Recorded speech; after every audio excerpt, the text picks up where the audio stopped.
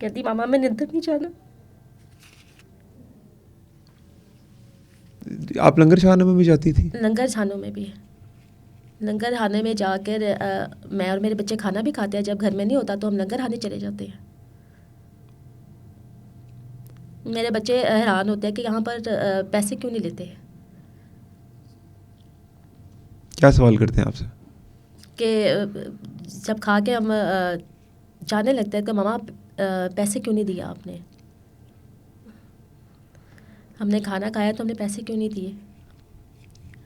छोटी बेटी जो है मेरी, उसने मुझे ये कहा, लेकिन जो मेरी बड़ी बेटी है वो समझदार है। जब उसने लंगर खाने के सामने लंबी कतार देखी ना गरीब लोगों की, तो वो समझ गई।